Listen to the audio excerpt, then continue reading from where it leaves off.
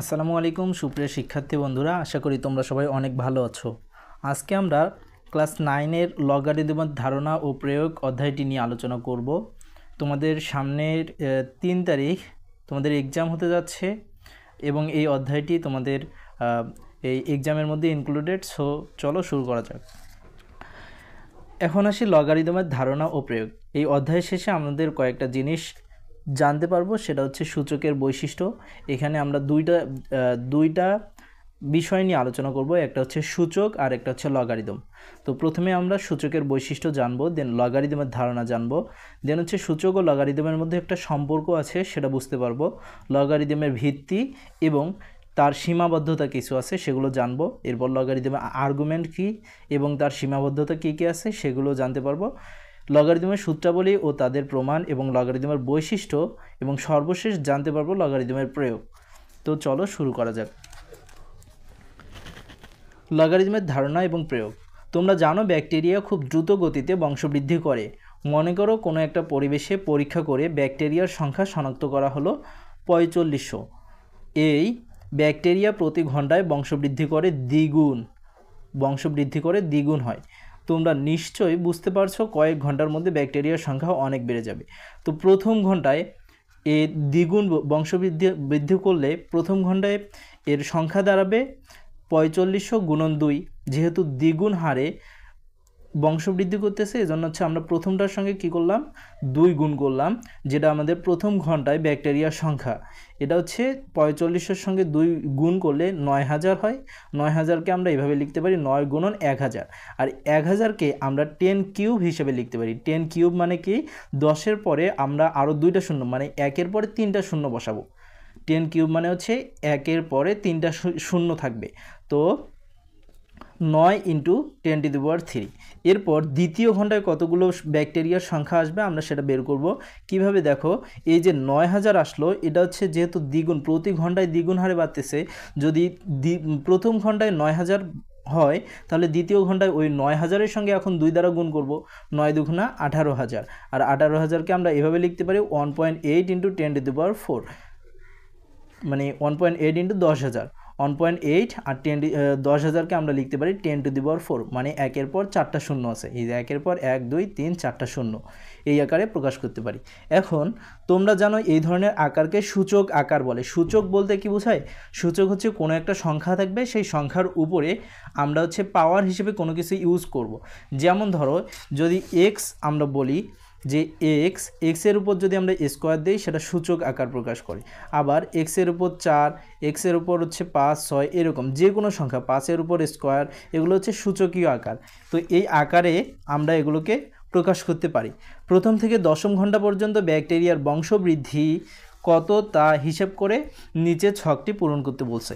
দেখো ছকটা এখানে আমরা একটু যদি লক্ষ্য করি, আচ্ছা এই রিলেটেড একটা আমাদের ম্যাথ আছে। সো এই উদাহরণটা আমরা যদি ভালো করে বুঝতে পারি, তাহলে অনুশীলনের মধ্যে গিয়ে ওই ম্যাথটা সহজেই সলভ করতে পারবে। একটু মনোযোগ দিয়ে দেখো, প্রথম ঘন্টায় কী করছে, প্রথম ঘন্টায় জাস্ট 4500, এটা হচ্ছে প্রথম অবস্থায় ব্যাকটেরিয়ার সংখ্যা ছিল।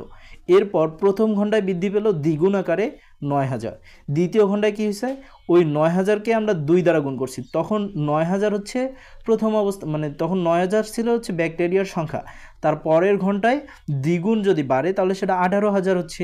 আমরা যদি ডান দিকে একটু লক্ষ্য করি, এটা প্রথম অবস্থায় ব্যাকটেরিয়ার সংখ্যা গুণন প্রথম ঘন্টায় কতটুকু বৃদ্ধি পাচ্ছে। এই যে প্রথম ঘন্টা বলার কারণে এখানে 1 ইউজ করছে, 2⁻1 প্রথম ঘন্টার জন্য। ঠিক আছে, এটা কি, এটা প্রথম অবস্থায় ব্যাকটেরিয়ার সংখ্যা গুণন 2 কি, 2 হচ্ছে কত গুণ আকারে বা কত গুণে বংশবৃদ্ধি করতেছে সেটা।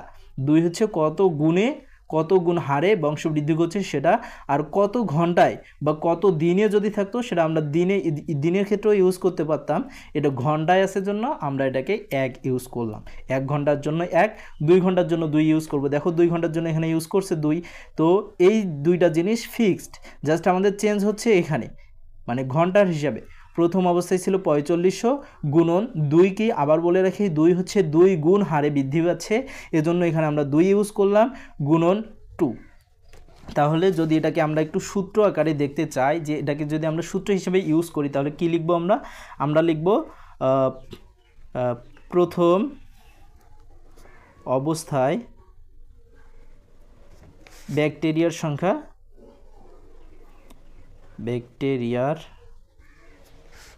সংখ্যা গুণন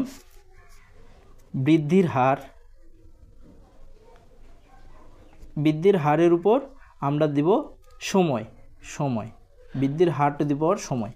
তাহলে এটা আমরা এভাবে সূত্র হিসেবে ইউজ করতে পারি যে যদি বলে যে পঞ্চম ঘন্টায় কতটুকু বৃদ্ধি পাবে, তাহলে পঞ্চম ঘন্টার জন্য আমরা কি করব, প্রথম অবস্থায় ব্যাকটেরিয়ার সংখ্যা লিখব। প্রথম অবস্থায় ব্যাকটেরিয়ার সংখ্যা ছিল 4500 গুণন বৃদ্ধির হার কত, দ্বিগুণ আকারে বৃদ্ধি পাচ্ছে, আর সময় কি, যেহেতু পঞ্চম ঘন্টার কথা বলছে এই জন্য আমরা লিখব 5। তো এটা যদি আমরা তখন হিসাব করে ক্যালকুলেটরে হিসাব করে যা আসবে তাই বসাই দেব। ঠিক আছে, এই রিলেটেড আমাদের একটা ম্যাথ আছে।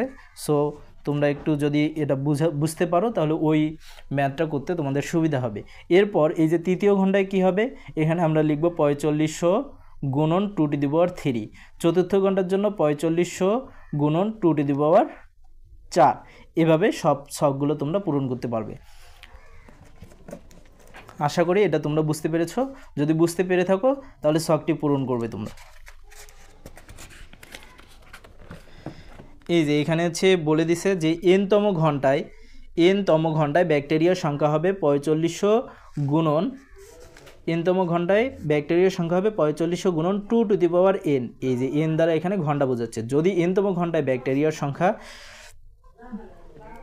এত হয় তবে আমরা লিখতে পারি 4500 গুণন 2 টু দি পাওয়ার n সমান এটা। এ ধরনের সমীকরণকে সূচকীয় সমীকরণ বলে। সূচকীয় সমীকরণ কাকে, তাহলে সূচকীয় সমীকরণগুলো কীরকম হয়, এই যে এখানে আমরা পাওয়ার হিসেবে কিছু একটা ইউজ করি, এ ধরনের সমীকরণগুলোকে বলা হয় সূচকীয় সমীকরণ। এবার বলো তো এখান থেকে আমরা n এর মান কিভাবে বের করব, কোনো সূচক সমীকরণ থেকে অজানা সূচক রাশির মান কিভাবে বের করা যায়। সূচক সমীকরণের সাধারণ রূপ হচ্ছে b two the power n, মনে করে একটা সাধারণ রূপ। b two the power n হলে n সমান a হলে যেখানে b এর মান 0 থেকে বড়, b এর মান কি 0 থেকে বড়, তার মানে b এর মান হচ্ছে পজিটিভ, এবং b is not equal to 1 হলে প্রশ্ন হলো আমরা কিভাবে n এর মান বের করব। আচ্ছা, এই যে b two the power n, এতদিন আমরা দেখছিলাম যে যদি x প্লাস y সমান সামথিং মনে করো 5, x মাইনাস y সমান মনে করো 2, তাহলে এইখান থেকে এই দুটো সমীকরণ সলভ করে আমরা x এর মান এবং y এর মান ইজিলি বের করতে পারি। কিভাবে, এটা হচ্ছে যোগ যদি করি আমরা তাহলে এই দুটো কেটে যাবে, থাকবে 2x সমান 5 আর 2 হবে 7, তাহলে x সমান 7/2। কিন্তু এই সমীকরণে দেখো, এই সমীকরণে হচ্ছে b two the power n সমান a। আচ্ছা, এই b two the power n এই পাওয়ার হিসেবে n এর মান যদি আমাদের বের করতে বলে তাহলে কিন্তু আমরা এই ধরনের সমীকরণ থেকে মানে এভাবে সলভ করে আমরা বের করে আনতে পারবো না মানগুলো। আমাদের বের করার জন্য একটা পদ্ধতি অবলম্বন করতে হবে, সেটা হচ্ছে লগ নিয়ে আসতে হবে। আমাদের এখানে লগারিদম দ্বারা এটা সলভ করতে হবে। তো এই যে লগারিদম নিয়ে সলভ করার জন্য যে পদ্ধতিগুলো আছে এগুলো আমরা এখন জানবো। দেখো, এক্ষেত্রে আমরা লগারিদম ব্যবহার করতে পারি। লগারিদম ব্যবহার করে সূচক সমীকরণটি লেখা যায়। এই যে b two the power n সমান a হলে b ভিত্তিক লগ a সমান n, অর্থাৎ n হলো a এবং b, a এর b ভিত্তিক লগ। আচ্ছা, এটাকে আমরা এভাবে লিখতে পারি, যদি এখানে হচ্ছে n হচ্ছে পাওয়ার, ঠিক আছে, n পাওয়ার, এখানে b ফর মানে bটা হচ্ছে এখানে বেস, আর এটা হচ্ছে আমাদের রেজাল্ট। ঠিক আছে, n হচ্ছে পাওয়ার, b হচ্ছে বেস, a হচ্ছে রেজাল্ট। তাহলে আমরা যদি এখানে লগ নিয়ে আসি, সবসময় মনে রাখবা লগের সঙ্গে একটা বেস থাকে, লগের সঙ্গে কি থাকে, বেস থাকে। এই সমীকরণে যে বেসটা আছে আমরা সেই বেসটা ইউজ করব। এখানে বেস আছে b, আমরা এখানে b ইউজ করলাম। দেন যেহেতু b ইউজ করছি, b এর উপরে পাওয়ার ছিল, এই পাওয়ারটা আমরা এদিক লিখতে পারবো না। ঠিক আছে, আমরা এখানে কি লিখব, রেজাল্টটা লিখব। যখন লগ নিয়ে আসবো সবসময় মাথায় রাখবা যে যেই দিক থেকে বেসটা ইউজ করছি, এই যেহেতু একটাই বেস থাকে আমরা একটাই বেস ইউজ করি, তো বেসটা যেখান থেকে ইউজ করব তার অপোজিট সাইড থেকে এর পাওয়ারটা দেব।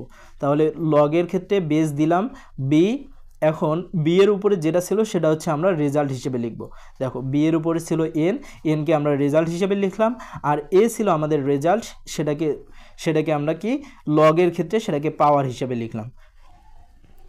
আশা করি বুঝতে পারছো। এখন আরেকটা যদি এক্সাম্পল দেই আমি, b two the power x সমান 5, মনে করো b two the power x সমান 5, দেন এখান থেকে যদি আমরা এক্স এর মান বের করতে চাই তাহলে আমরা কি করব, লগ নিয়ে আসব। লগ নিয়ে আসার পর সবসময় মাথায় রাখবা লগের সঙ্গে একটা বেজ আসে। বেজ কই থেকে আসবে, এই যে উপরের সমীকরণটার বেজকে, বেজ হচ্ছে এটা, পাওয়ার হচ্ছে এটা। তাহলে উপরের সমীকরণটাতে যেটা বেজ সেটা হচ্ছে লগের ক্ষেত্রে বেজ হিসেবে বসবে।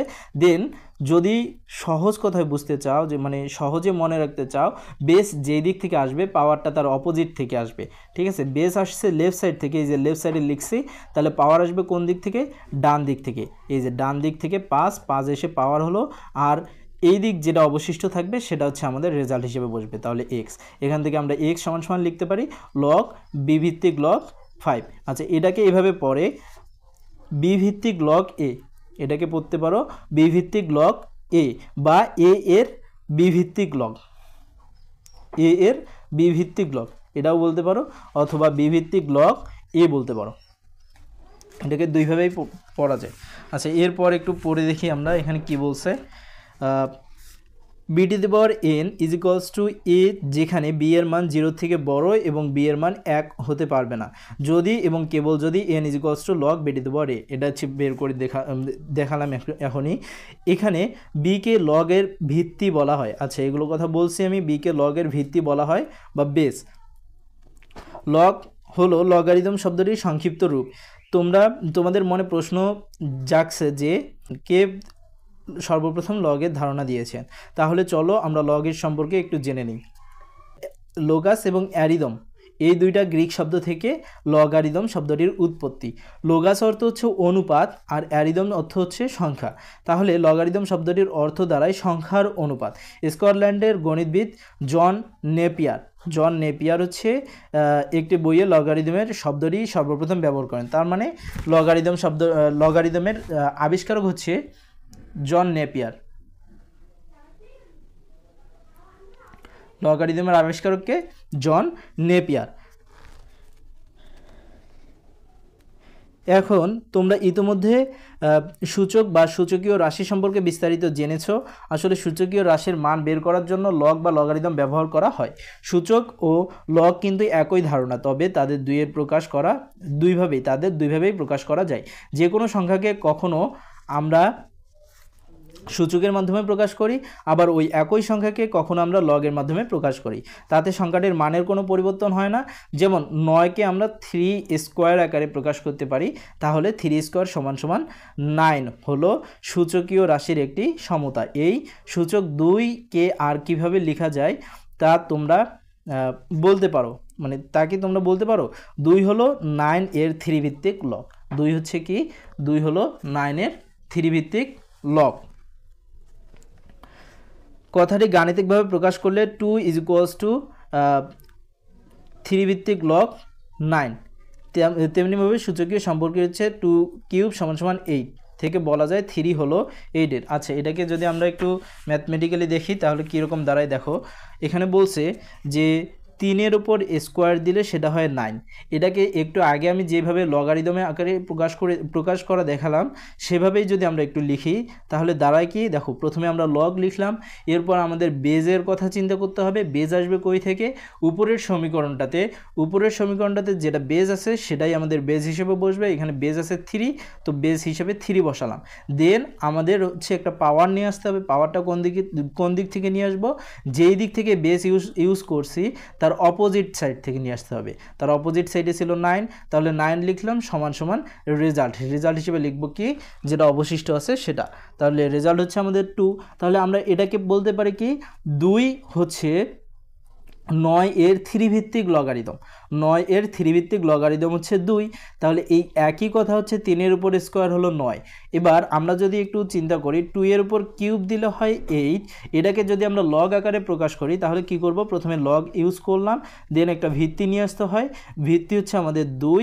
দেন আমাদের কি করতে হবে, এই যে ডান দিকে যেটা আছে সেটাকে বসাবো আমরা সমান সমান 3। তাহলে এটাকে আমরা এভাবে পড়তে পারি, 3 হচ্ছে 8 এর 2 ভিত্তিক লগারিদম। 3 কি, 3 হচ্ছে 8 এর 2 ভিত্তিক লগারিদম। এটা যা কথা, 2 এর উপর কিউব 8 একই কথা।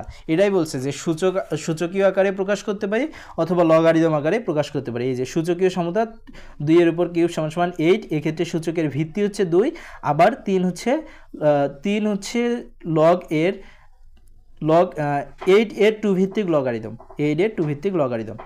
এখন এখানে তোমাদের একটা কাজ করতে বলছে, সূচকীয় সমতা ও লগ শেষ সম্পর্কে নিচের ছকের মাধ্যমে দেখানো হলো, খালি ঘরগুলো পূর্ণ করো। দেখো এখানে তোমাদের খালি ঘরগুলো পূর্ণ করতে বলছে।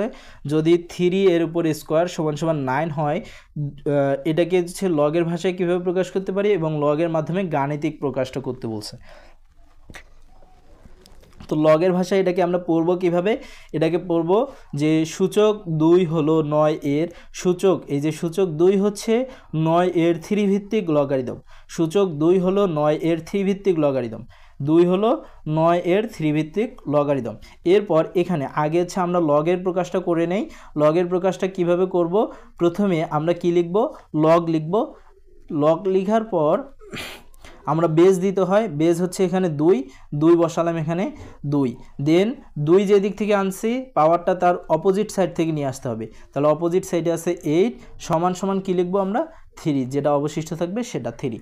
তাহলে এটাকে আমরা পড়তে পারি 3 হলো সূচক, আচ্ছা এটা এর আগে সূচক হিসেবে বসছিল, এই জন্য আমরা লিখতে পারি সূচক 3 হলো 8 এর 2 ভিত্তিক লগারিদম, ভিত্তি 2 8 এর 2 ভিত্তিক লগারিদম। তাহলে এই দিক লিখে ফেলি, সূচক 3 হলো 8 এর 2 ভিত্তিক লগারিদম,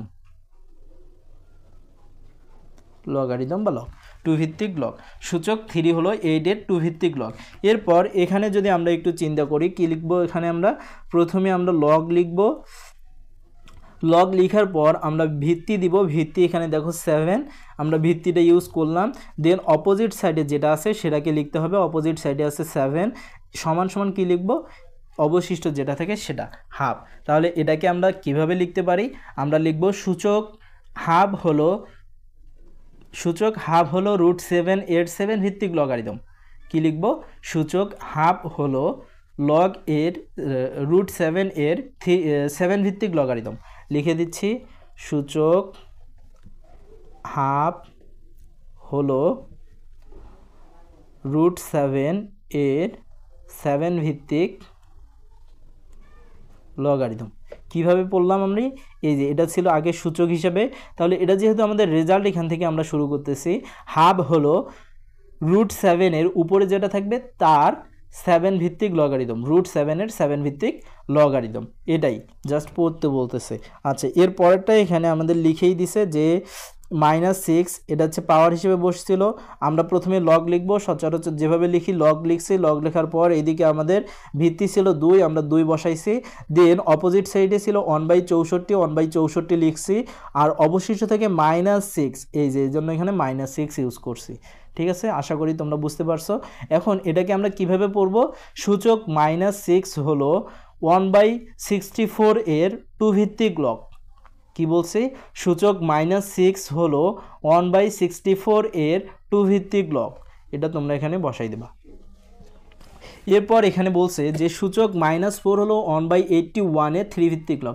তাহলে এটাকে আমরা কিভাবে লিখতে পারি, সূচক -4, তাহলে -4 লিখবো এখানে, -4 সমান সমান লগ এর 1/81 এর 3 ভিত্তিক লগ। তাহলে হচ্ছে লগ ভিত্তিটা দিয়ে ফেললাম, ভিত্তি যেহেতু 3 আমরা ভিত্তিটা ইউজ করছি, দেন অবশিষ্ট থাকে 1/81, এটাকে লিখলাম। এখন এই সমীকরণ থেকে যদি আমরা সূচকীয় লগের সমীকরণ থেকে যদি সূচকে যাই, একইভাবে আমরা লিখব, প্রথমে ভিত্তিটা লিখব, ভিত্তি লেখার পর যেটা রেজাল্ট ছিল সেটাকে লিখব, জাস্ট অপোজিট। এটা ভিত্তি কোন দিক থেকে নিছি, ডান দিক থেকে নিছি, তাহলে সূচক আসবে কোন দিক থেকে, বাম দিক থেকে। ভিত্তি নিলাম ডান দিক থেকে, সূচক আসতেছে বাম দিক থেকে, বাম দিকে ছিল -4 ইউজ করছি, সমান সমান লিখব, যেটা অবশিষ্ট আছে সেটা 1/81, শেষ। আশা করি তোমরা বুঝতে পারছো। এখন আমরা হচ্ছে এখানে আরেকটা জোড়ায় কাজ দিছে কি, সূচকের সম্পর্ককে লগ এর মাধ্যমে প্রকাশ করতে হবে, সূচকের সম্পর্ককে লগ এর মাধ্যমে প্রকাশ করব, দেন লগের সম্পর্ককে সূচকের মাধ্যমে প্রকাশ করব। এর আগে যেই ছকটা পূরণ করছি ঠিক একইভাবে এই কাজটাও করতে হবে।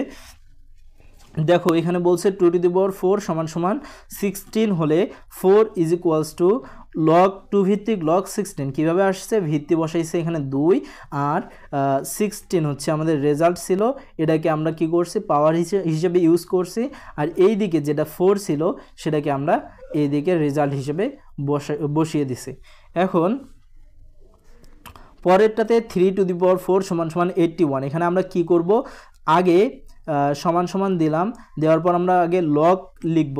লগ লেখার পর যেটা আমাদের বেস ছিল সেটা লিখব, বেস ছিল 3, তাহলে 3 এর উপরে কি করব, বেস নিয়ে আসছি বাম দিক থেকে, পাওয়ার নিয়ে আসবো ডান দিক থেকে, ডান দিকে ছিল 81 সমান সমান কি লিখব, যেটা অবশিষ্ট থাকবে সেটা 4। আশা করি বুঝতে পারছো। দেন এভাবে তোমরা পুরো শখটাই পূর্ণ করবা। পূর্ণ করা হয়ে গেলে তোমরা আমাদের কমেন্ট সেকশনে সেটা জানিয়ে দেবা, আর কোথাও প্রবলেম হলে সেটাও জানাবা যে এটা বুঝতে পারিনি, এটা একটু বুঝিয়ে দিলে ভালো হয়। এরপর লগের সম্পর্ককে যদি আমরা সূচকের মাধ্যমে প্রকাশ করি, কিভাবে করব এটা দেখো, এখানে ওরা একটা করে দিয়েছে, এখানে হচ্ছে 2⁴ আসছে সমান সমান 8। কীভাবে আসলো, এই যে লগটাকে যদি এখন আমরা উঠিয়ে দিতে চাই কি করব, প্রথমে আমরা ভিত্তিকে নিয়ে আসব, ভিত্তিকে 2, এই যে ভিত্তিকে লিখলাম, ভিত্তি লেখার পর ভিত্তি আমরা নিয়ে আসছি ডান দিক থেকে, পাওয়ার নিয়ে আসবো এবার বাম দিক থেকে। একই প্রসেস, যেখান থেকে ভিত্তি নিয়ে আসবো তার অপোজিট সাইড থেকে পাওয়ার আনবো। ঠিক আছে, এখানে ভিত্তি আনছে ডান দিক থেকে, অপোজিট সাইড হচ্ছে বাম দিকে, এখানে ছিল 3, এখান থেকে পাওয়ার লিখলাম, লগ উঠে যাচ্ছে থাকতেছে 8, সেটা 8 এখানে লিখলাম।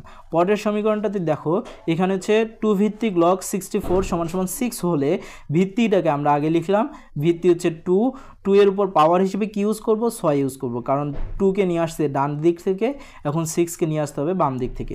6 উপরে বসলো, লগ উঠে গেল, থাকতেছে হচ্ছে 64। একইভাবে সবগুলোই তোমরা করতে পারবা। যদি করতে না পারো কমেন্ট সেকশনে জানাবা, আর যদি করতে পারো তবুও কমেন্ট সেকশনে বলে দিবা যে হ্যাঁ আমরা এটা করতে পারছি। এবার আসি লগের ভিত্তির সীমাবদ্ধতা।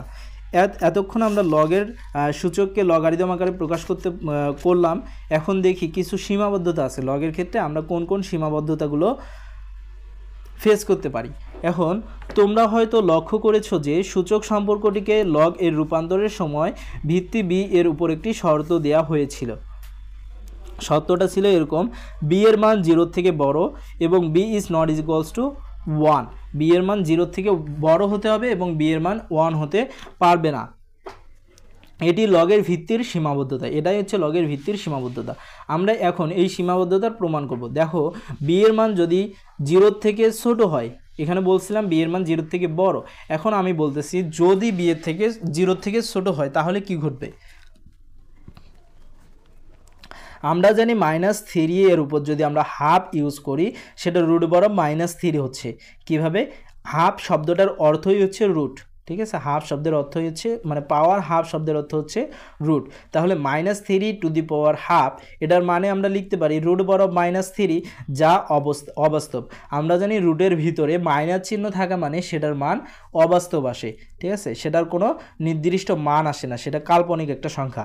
এই সম্পর্ক থেকে আমরা পাই এটাকে যদি আমরা লগ হিসাবে ইউজ করতে যেতাম বা এটাকে যদি আমরা লগ আকারে প্রকাশ করতাম তাহলে কি হতো, দেখো এখানে লগ বেজ হচ্ছে আমাদের -3, এই যে -3 বেজ হচ্ছে -3, দেন বেজ আসলো বাম সাইড থেকে, এখানে পাওয়ার আসবে ডান সাইড থেকে, ডান সাইডে ছিল রুট বরাবর -3 সমান সমান অবশিষ্ট থাকতেছে হাফ, সেটাকে আমরা এখানে লিখলাম। এই সমীকরণটাতে -3 হওয়ার কারণে রুট বরাবর -3 অবাস্তব মান পাওয়া যায়।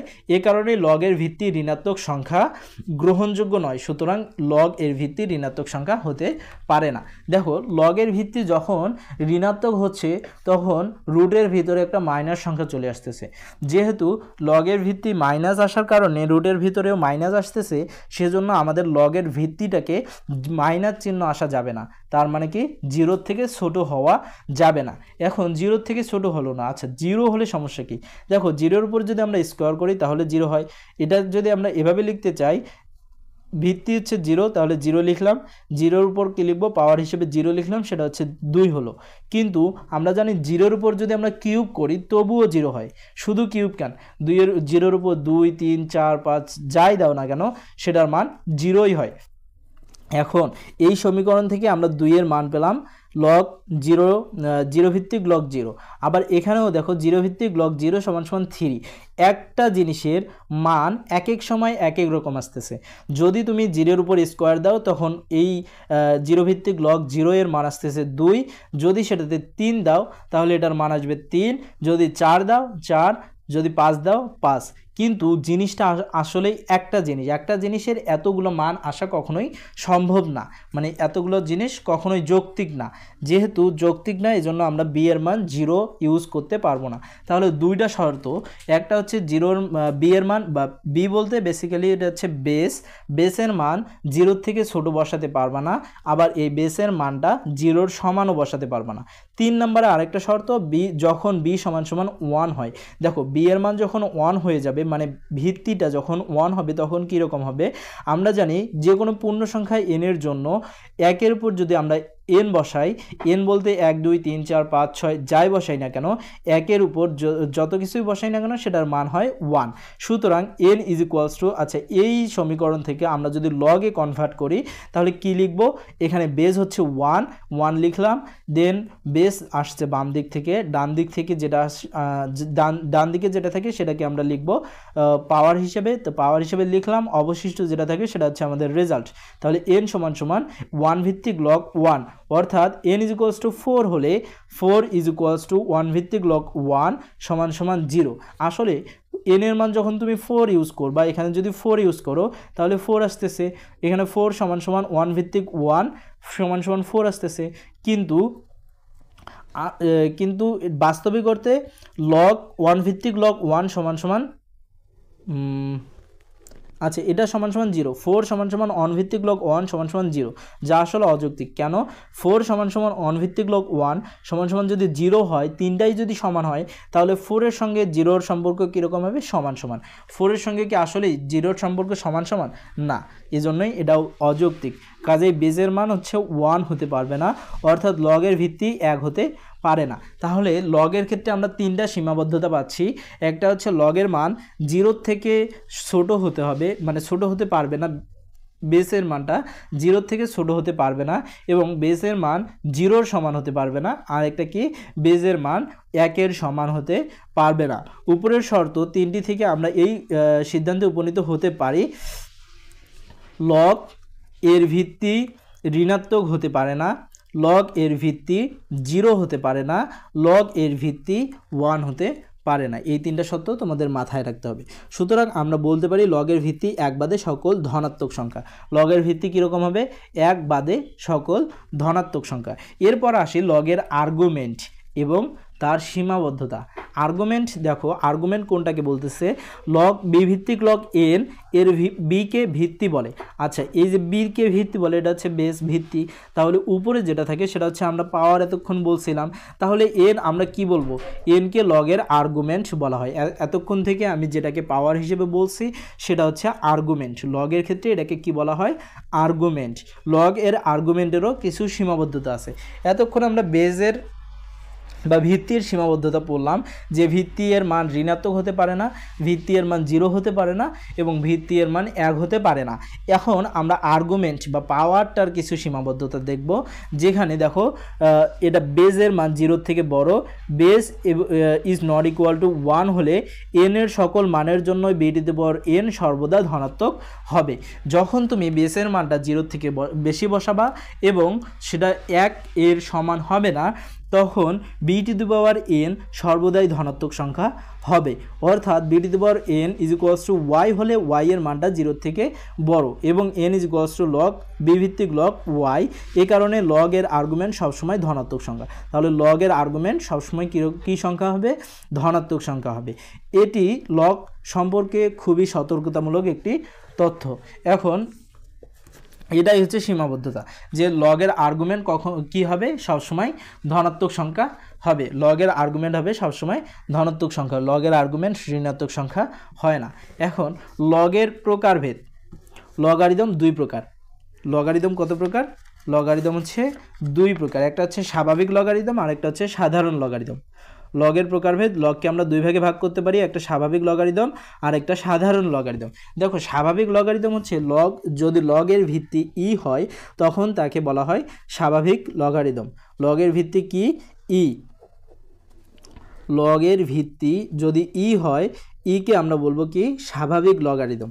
তো এটাকে আমরা এইভাবে লিখতে পারি ই ভিত্তিক লগ এক্স, এখানে এক্স বসাই বা যাই বসাই না কেন, ই ভিত্তিক লগ এক্স কে লন এক্স, এটাকে বলা হচ্ছে loan, L N, loan x, এটা দ্বারাও প্রকাশ করা হয়। লন এক্স বলতে বোঝাচ্ছে এই লগটার ভিত্তি হচ্ছে ই, এবং এক্ষেত্রে আমরা যে আর্গুমেন্টটা ইউজ করছি সেটা হচ্ছে এক্স দ্বারা প্রকাশ করা হয়। জন নেপিয়ার ই ভিত্তিক ইকে ভিত্তি ধরে প্রথম লগারিদম প্রকাশ করেন। তাহলে জন নেপিয়ার কি করছিলেন, ইকে ভিত্তি ধরে প্রথম লগারিদমটা প্রকাশ করছিলেন, এজন্য এই লগারিদমকে নেপিয়ারের লগারিদম বা ই ভিত্তিক লগারিদম বলে অভিহিত করা হয়। ই একটি অমূলদ সংখ্যা, এর একটা ফিক্সড মান আছে, ই এর মান কত, 2.718288183। এর বাইরেও অসংখ্য ডিজিট আছে, এতগুলো আমাদের জানার দরকার নাই, আমরা 2 থেকে 3টা ডিজিট জানলেই হবে। 2.718, ঠিক আছে।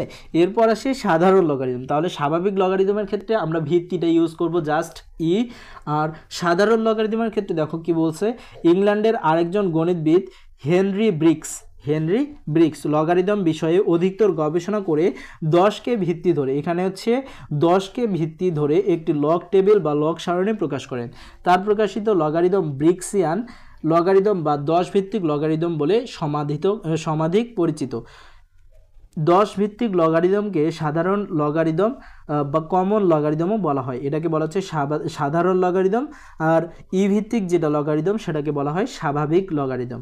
সাধারণ লগারিদমকে আমরা কিভাবে প্রকাশ করতে পারি 10 ভিত্তিক লগারিদম এক্স আকারে লিখে প্রকাশ করা হয়। তোমরা লক্ষ্য করবে লন এক্স এর ভিত্তি ই এবং লগ এক্স এর ভিত্তি হচ্ছে 10। তাহলে আমরা এটাকে লিখতে পারি ই ভিত্তিক লগ এক্স সমান সমান লন এক্স, 10 ভিত্তিক লগ এক্স সমান সমান লগ এক্স। যদি আমরা কোথাও দেখি জাস্ট লগ এক্স লেখা বা লগ ওয়াই লেখা, কোনো ভিত্তি ইউজ করা হয়নি, তাহলে সেক্ষেত্রে আমরা ভিত্তি হিসেবে 10 বিবেচনা করব। ভিত্তি হিসেবে কি ইউজ করব, 10 ইউজ করব। এরপর লগ বিষয়ে কয়েকটি সূত্র, আচ্ছা এটা আমরা নেক্সট ক্লাসে সলভ করব। আপাতত যতটুকু পড়িয়েছি আমার মনে হয় তোমরা অনেক সুন্দরভাবে বুঝতে পেরেছো। যদি তবু কোথাও বুঝতে সমস্যা হয় তাহলে আমাকে কমেন্ট সেকশনে জানাতে পারো, আমি নেক্সট ক্লাসে সেটার সলভ করে দেওয়ার চেষ্টা করব ইনশাল্লাহ। সে পর্যন্ত সবাই সুস্থ থাকো, ভালো থাকো, আসসালামু আলাইকুম।